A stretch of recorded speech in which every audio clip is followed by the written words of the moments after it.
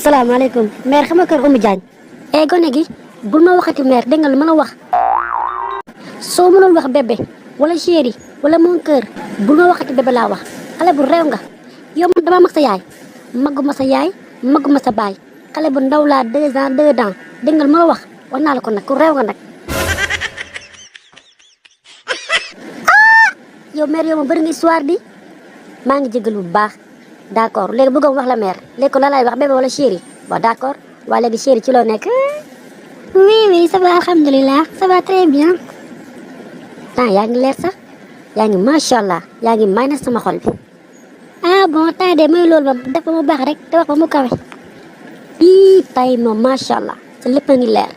sa dënn baa ngi fees dell sa paccal forox na macha allah sa taat yi macha allah dama laa gis rek daanu fu mu nekk ni sama xol bi yaa koy wërëjee yow rek laay gént di la gis. d'accord paccal bi neex na la pourtant dama ko simple nii rek xam nga rek yaa ma gën a xam te dafa xaw a tàng moo tax. xoolal fan yi yëpp nag dama la ko bëgg a wax sama xol bi yaa ci nekk fu mu nekk nii dama laa bëgg ba dof fu mu nekk nii dama bëgg mën a yow xoolal ñu génn def ba mu baax tabax ba mu kawe yow rek yaa nekk sama xol mënumaa lekk mënumaa naan. non maa ngi jégalu xale bi du ma nag yow man damay xool ku may tël ku may tukki bu ma nooy man kooku laay wër mais man du ma génn xale da nga xool sa morom man dépassé naa la yow nag mer xamal sa bopp de ak sa gémmiñ gu màbb gi.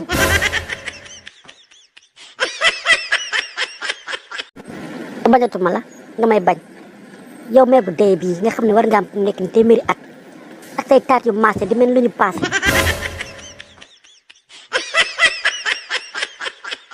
may wax nag mun naa ko awa chéri wala mon cœur yow mi nga xam ne da sew ay bañ sa jaal bu rëy bi nga mel ni yaaw jaal xoolal ma say xeetu ween sa wen yaa ngi nottu nuuxu gis nga bal bu ñu peeral ba mu peer bal bu ñu peeral ba mu peer sa wen ñoo gën a nott. xoolal ma sa kanam gi rek ras bi bëgg a dee gis nga xeer ba ca ngor xeer ba nekk ngor sa kanam gi moo gën a wow.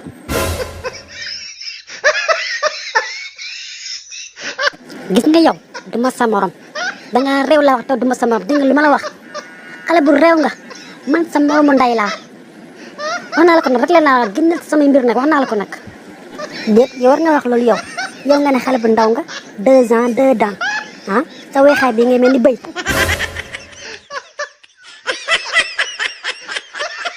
Sénégal dama créé seen YouTube pour yow ku ci bëgg a bokk nag da nga dugg sama page TikTok nga cliquer ci petite case bi di nga dem directement sama page YouTube nga abonné wu ñu pile la ba mu neex.